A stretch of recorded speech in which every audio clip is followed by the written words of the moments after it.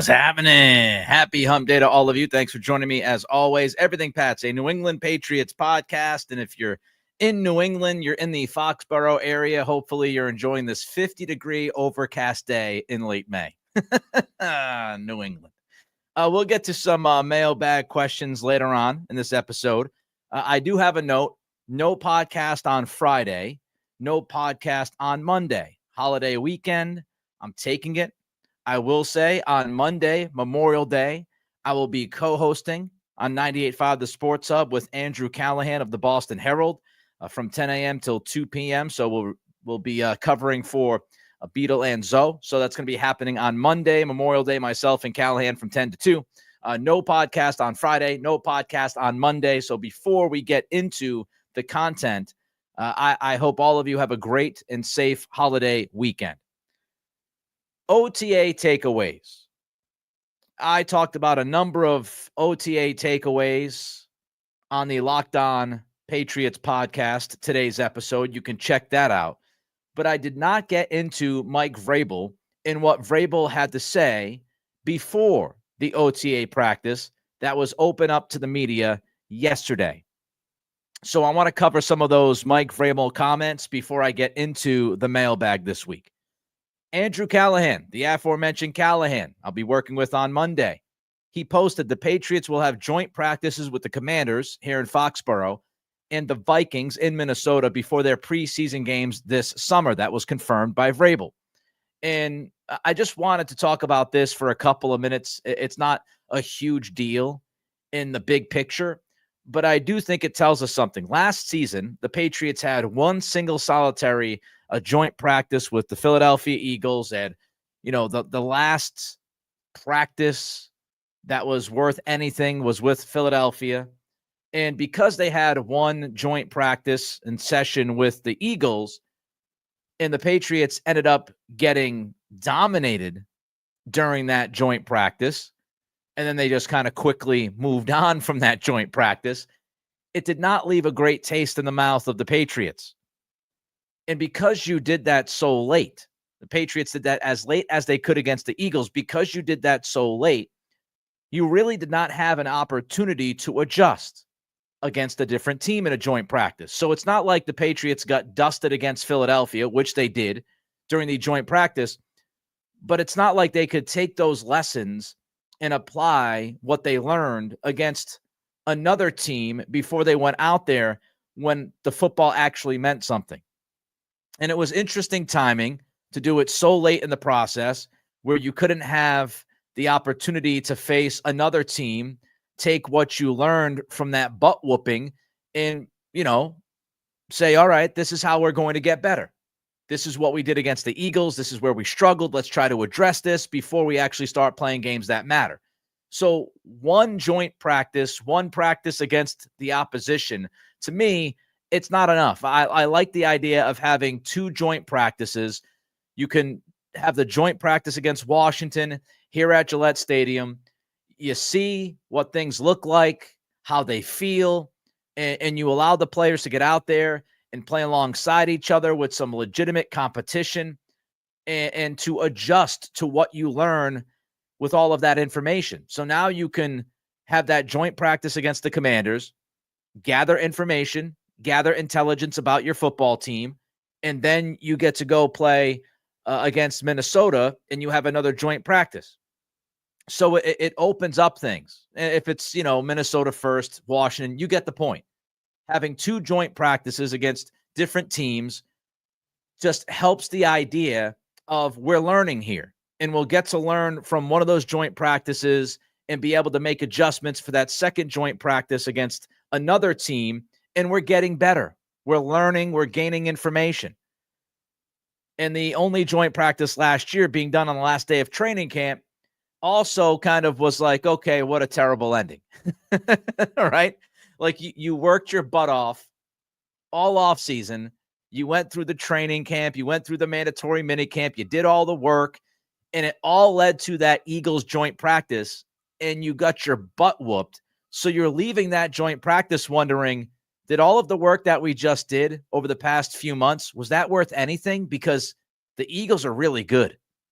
And we just got pretty much embarrassed. We got pasted on the practice field. And that's what you were left with as you were getting ready for the regular season, which I don't think instills much confidence in your team. So now you get Minnesota, you get Washington, and you still have another preseason game left. The structure of that makes a lot more sense to me. Let's get back to Vrabel. This is from Doug Kide. Vrabel says the depth chart will be fluid this spring. And then Phil Perry jumped in and posted, Vrabel is asked, when will the competitive portion of the offseason begin? He says he hopes the competition has already started. Departure from the way things were done here under Belichick. OTAs were a quote-unquote teaching camp. Competition didn't really ramp up until training camp. So Vrabel was asked, when do you start getting competitive here? When do things ramp up? And Vrabel was like, they're ramping up. We're already there. What are you talking about? When are things going to ramp up? We're ramping up from day one. And that's the kind of urgency. I think Vrabel is trying to set an urgency within his team. This organization, as we all know, they've had back-to-back 4-win seasons. Not what they wanted. It's been absolutely awful football to watch. And if you're trying to reset things, if you're trying to recalibrate the team and get this roster of 53 to buy into what you're doing, you want to set that urgency clock ASAP. You don't want to take a lot of time. You want to show the urgency. You want to tell the players, we've had back-to-back 4-win seasons. That is not nearly good enough. We are going to have a higher standard set with this program. We have higher expectations for every single one of you.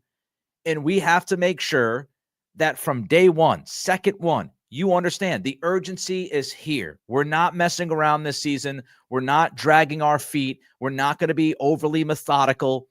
We want the competition right off the bat. We want you to feel the heat and that urgency of competing with the guy that plays your same position. Because if we can set that competition early, if we can set that urgency early, that means A, guys aren't getting comfortable. They understand that as soon as they hit that practice field, a lot is going to be expected of them. And as soon as they hit that practice field, it's on.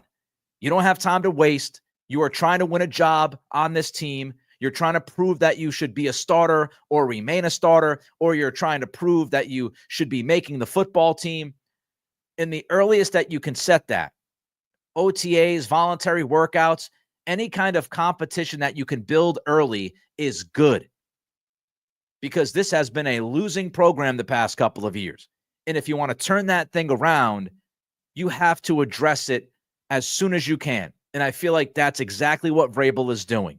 We're not messing around. We're not wasting time. We're not using OTAs as, just a la-di-da, let's get to know each other. This isn't going to be college orientation day. This is get on the field, get to work. This is a competition right now. If you thought this was going to be a walkthrough of an OTA, you're wrong. Because we're trying to build it differently. I like that urgency. I like making sure these guys aren't super comfortable. They're not putting their feet up during an OTA. You're here to work. You're here to take this seriously. And we want to win games this year. And if we want to win games this year, we have to be highly competitive. And if we're going to be highly competitive, we have to make sure that even in these voluntary workouts, these OTAs, the rookie mini camps, every single step of this process, we're going to make sure that you understand as a player, this is a competition. This is serious. We're trying to make sure that we are the best team possible before we hit September. You don't have time to waste. And I love that approach. I think it's the right approach, especially after what we saw last year. And I was guilty of it. Look, I was guilty of seeing these guys riding bicycles through the locker room and saying, hey, you know what? Maybe a little bit more of a relaxed atmosphere is better. Belichick was, pretty tough on these guys. Maybe it's good to give them a little room to breathe. But in hindsight, when you look at how Drake Maye approached the entire camp season, when you look at this and you say to yourself, what is too much? I think there was too much leniency last year. And I think that allowed some of the guys to get comfortable. I think guys didn't quite understand that they had to be prepared at a higher level, especially the younger guys, and that backfired in a huge way. Hindsight's 2020. But looking back at it, Mayo was obviously too lenient, too laid back, and the competitive juices weren't firing as early as they could have been. Now, I don't think camp was laid back. I think Mayo put those guys to the test during camp. But you got to work on this early. You've got to get these guys wanting to fight. And if you can get them wanting to fight for their positions on this team, fight to be a good football team, the best way to do that is get this thing cranking in May. The draft is over. Free agency is mostly over. This is the team you're putting out there right now. It's time to get going. No horsing around. All right, don't forget to like as you watch this episode, this live stream. Appreciate all the thumbs up. As you know, more likes on YouTube means more eyeballs, so I appreciate that. Throw your comments in as well. How do you feel about Vrabel? Competitive fire, getting things started much sooner, it feels like, than last year. I love it. I love the idea of competition and as many competitions as I think they're going to have on this team for roster spots. How do you feel about all that? Don't forget to like, comment, and subscribe. We had a huge jump in subscriptions over the past 24, 36 hours. We are now about 250 subscribers away from our goal of 7,000. We want to hit that goal by mandatory minicamp. We got about 2 or 3 weeks left before we get there. So it's going to take a huge push, but you can help us. Like, comment, subscribe. My friends at Spotify, Apple Pods, I appreciate every single one of you. Don't forget to rate and review. There is a risk. There is a risk of coming out of the gates firing like Vrabel is. And that risk is that you're putting too much on some of these guys, a lot of these guys, because we've got new schemes at work here. Josh McDaniels bringing a new scheme, bringing his scheme to this offense. Terrell Williams, Vrabel, Zach Kerr, who is filling in for Williams as he's away from the facility. They're bringing a new defense and a new approach to a lot of these players. So there is some risk. I'm willing to take on that risk for all the reasons I've already mentioned, but there is some risk. There is some risk to just sprinting out of the gates. And you could overwhelm some of these guys with some of the new scheme talk. And if you overwhelm too many guys, you might get off to a pretty bad start. And then you have guys feeling super uncomfortable, making mistakes, things get sloppy, things get careless, and now you've got to kind of circle back and start all over again. So there is a risk that when you come out sprinting, like it seems like Vrabel wants to do, you're putting a lot on these guys to quickly learn. And not only learn, but adapt it to the field. And you're putting a lot on the rookie class. I mean, I was going through that in my head. I talked about this on the Locked On podcast. Phil Perry talked about the breadth of the Josh McDaniels offense at the OTA practice yesterday and how many different things they were doing. You know, empty sets and, you know, fullback in the backfield and different run plays and reverses and fake reverses and screen passes and throwing deep and throwing short. There were all these different elements that McDaniels was throwing out there during that OTA practice. And that's fine. I think McDaniels trying to find that baseline, but we have to remember that's going to put a lot of pressure on these rookies. Kyle Williams, TreVeyon Henderson, they're going to have to learn this scheme. And if you're throwing a lot at them, it's a lot to learn. And you also have a young quarterback. He's not a part of the rookie class, obviously, but you've got a second-year quarterback who's trying to learn all of this. So there is some risk with pushing this quickly and overwhelming some of these guys. But I'm willing to take that risk because I think this is the right way to do it. This is the right approach. The earlier you get going, the sharper that you are. All right, let's get to the mailbag. I'm going to try to do this every week, roughly. At least for the next few months. You can follow me on Twitter at Nick C Radio. Where is it? It's right there, up there, at Nick C Radio.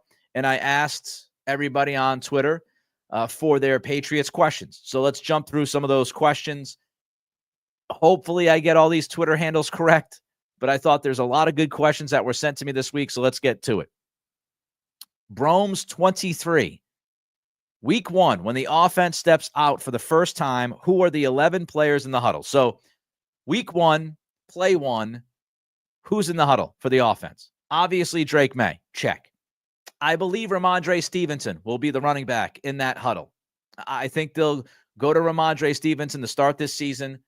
He'll at least be out there for the first snap, if not the first series. I think Stevenson will be out there. Of course, Stevenson going through a personal tragedy with the passing of his father. We hopefully will see him soon, and we wish him the best.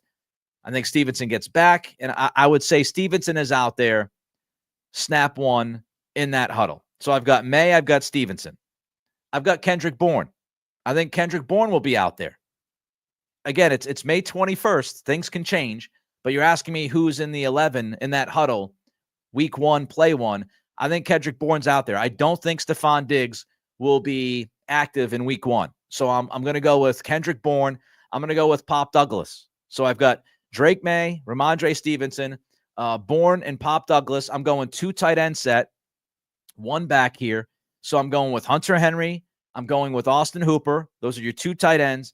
In my offensive line, Will Campbell, obviously, at left tackle. I'm going Cole Strange at left guard. I'm a little shook about City So not being out there yesterday during the OTA. I know it's really early, but with the season he had last year, the injuries, Layden Robinson's inconsistencies, I think Cole Strange is going to get every opportunity to win that starting job. I'm going to lean towards Strange, the former first-round pick. I'm also going to lean towards Garrett Bradbury as your starting center. I think both of those things can change at some point during the season. I would not be surprised if Strange starts week 1 and then eventually he gets leapfrogged by somebody. I would not be surprised if Garrett Bradbury starts week 1 as the veteran, but eventually gets unseated by Jared Wilson. But I'm going to go with Campbell, Strange, Bradbury, and then the last 2 are obvious, Michael Wenu and Morgan Moses on the right side. So week 1, snap 1, Drake Maye, Ramondre Stevenson, Bourne, Pop Douglas, Henry, Hooper. Your offensive line is Campbell, Strange, Bradbury, Owenu, and Moses. Let's go to Boston DG, maybe Boston Dog.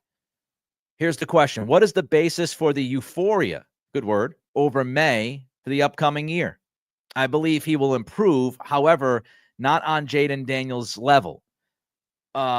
Are people saying that Drake Maye is going to be on Daniels' level? I don't know that. I genuinely asked that question. I have not seen a lot of that. I have not seen really any of it. I haven't heard anybody say that Drake Maye is going to be on the level of Jaden Daniels this season. I don't know if that means he's going to be on the same level this year or if Maye is going to be on the level of Daniels where he was at last season. I don't know.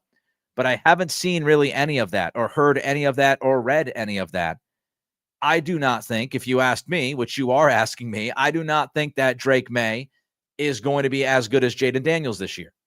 I think Jaden Daniels will be a better quarterback than Maye this upcoming season.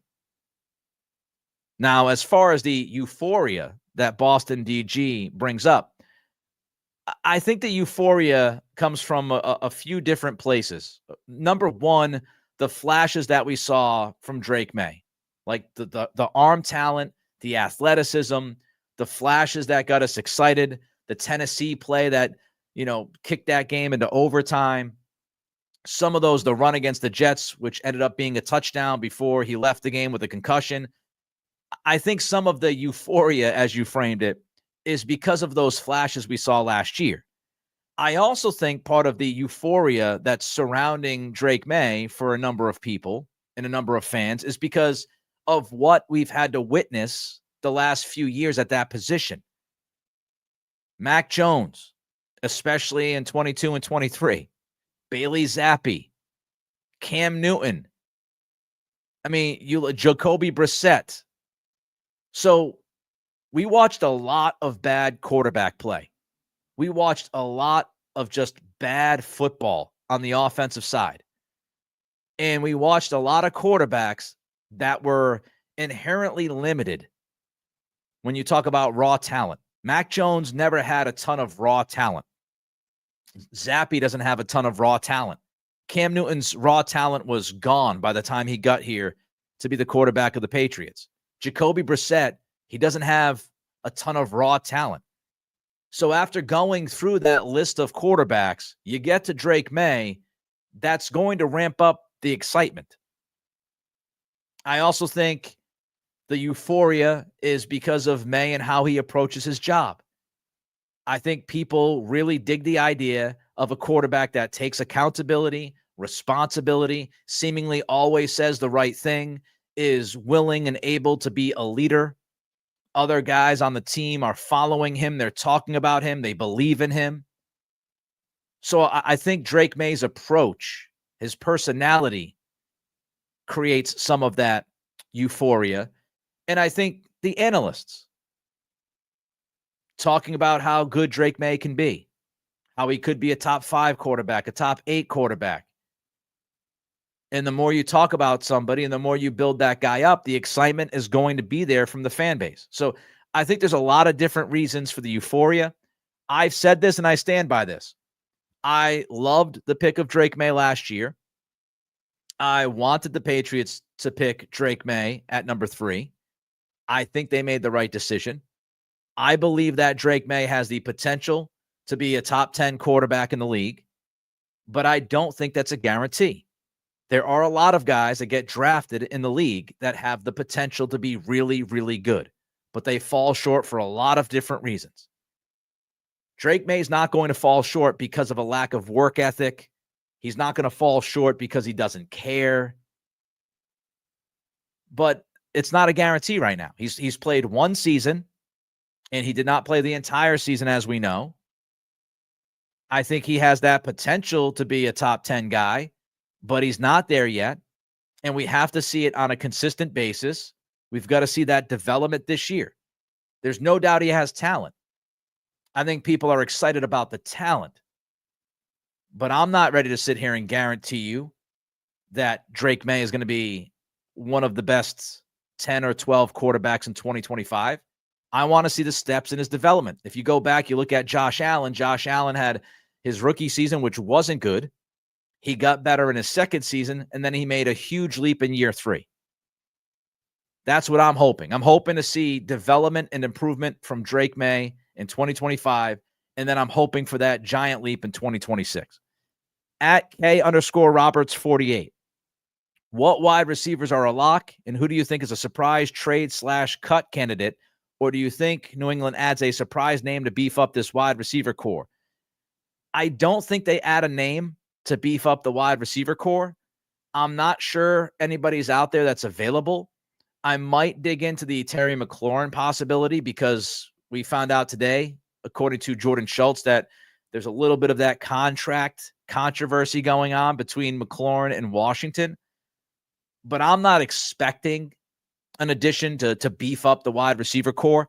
My wide receiver locks, guys that I'd be willing to bet money on to be on this football team week 1 at the wide receiver position. Stephon Diggs, healthy, not healthy, he'll be on this roster. He might not be active. He might end up starting on the pup, but Stephon Diggs, lock. Mac Hollins, I think, is a lock. Special teams, red zone, big body, just signed him, good leader. I think Hollins is a lock. I think Pop Douglas is a lock. I would be shocked if Pop doesn't make this team. Kyle Williams is a lock. You're not drafting a guy in the 3rd round to then release him a couple of months later. So those are my 4 locks. Diggs, Hollins, Pop, Williams.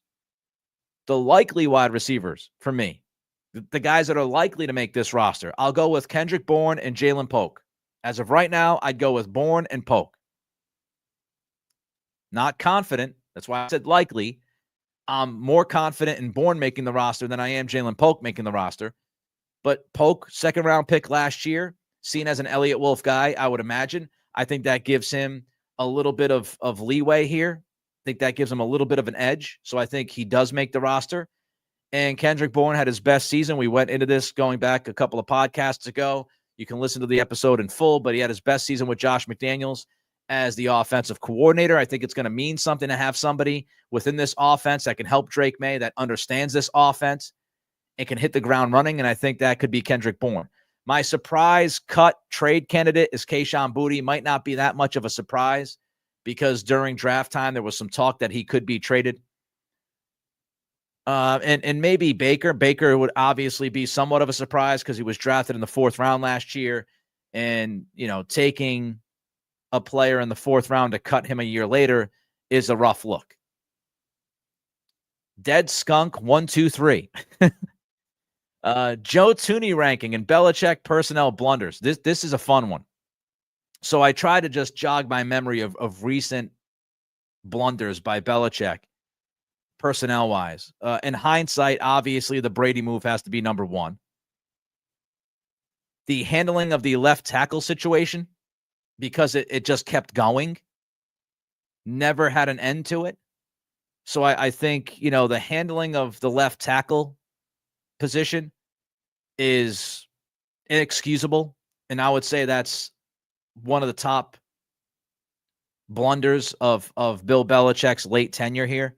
I think letting Jacoby Myers walk was a blunder, especially the fact that it was like $1 million difference. I think that was a pretty big blunder. The overall lack of support and handling of Drake Maye was a huge blunder. And then I'd probably get to Thuney. So I think Thuney's like, top 4 or 5 when you look at blunders made by Belichick personnel-wise. Just totally mismanaged the Joe Thuney situation. Oliver M. Fox, besides May, who on the offense do you think will benefit the most from Josh McDaniels and the new offensive coaching staff? I think it's going to be the young wide receivers. I think the young wide receivers will benefit the most. I'm not writing off Jalen Polk. I'm not writing off Javon Baker. I'm going to give those guys an opportunity to make this team, to prove their worth. And I think Josh McDaniels as their OC could go a long way to helping them. McDaniels, one of the best offensive coordinators in the game.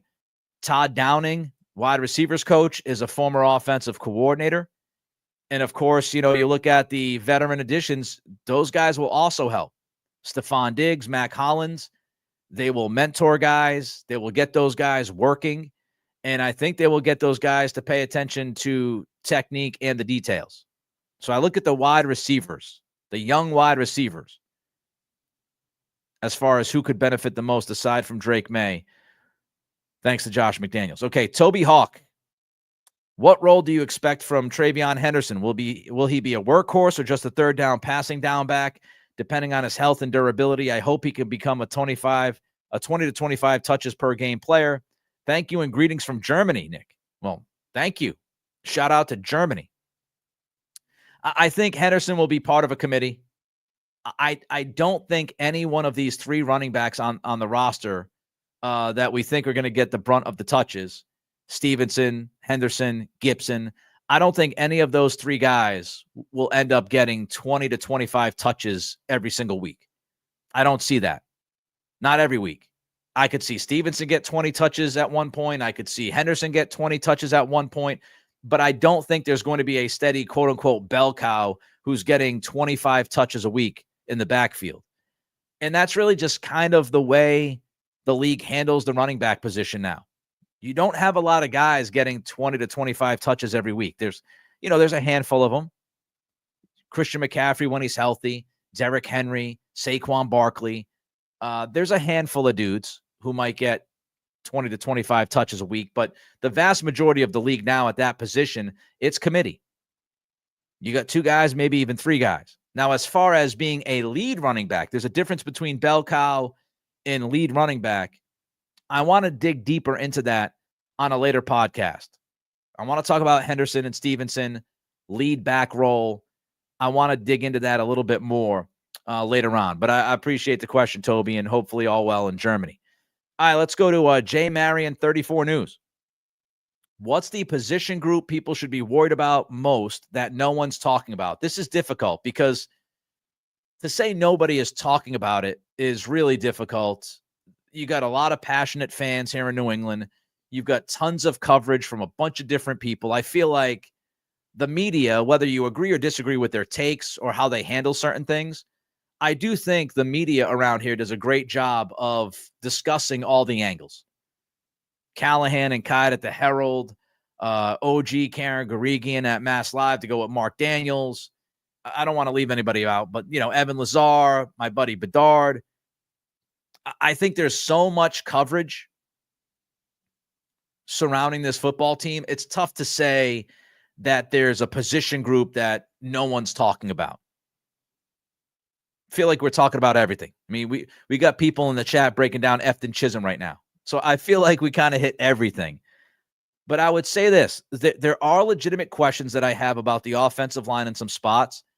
We talked about it in detail going back a couple of weeks ago. Is this offensive line problem that we've seen the last 2 years, is it completely solved? I don't know if I'd say it's completely solved yet, because I do think there are some legitimate questions. I got into those questions during that podcast. The offensive line has no doubt, it's unequivocally improved, obviously. And I think it's going to be better. But there are several things that I think could cause this offensive line performance to fall shorter than expectations. And, so I would pick that. I think when you look at receiver, people have concerns about receiver. I think when you look at most positions, people have some concern about something or somebody. But I think the offensive line would be my pick there. That's what I would say. Terry Grant jumping in with a $100 super chat. My goodness, happy Memorial Day, everyone. Glad, Nick, you are taking a long weekend and will be listening on 98.5. Yeah, so no podcast on Friday, no live stream Friday, no live stream Monday on Memorial Day, taking the long weekend, kind of, sort of, because as Terry says, I brought this up earlier, I will be hosting 10A to 2P with Andrew Callahan on Memorial Day, 98.5 The Sports Hub, if you want to check it out. Andrew was, working with Andrew, one of my favorite shows I've done since I've come back on radio. So I'm expecting a good show on Monday. But yeah, taking some of the other stuff off for a couple of days. Thank you, Terry, again. Just incredibly generous as always. Your support means a heck of a lot to me, means a heck of a lot, frankly, to Kelly and the family. Helps us financially from time to time.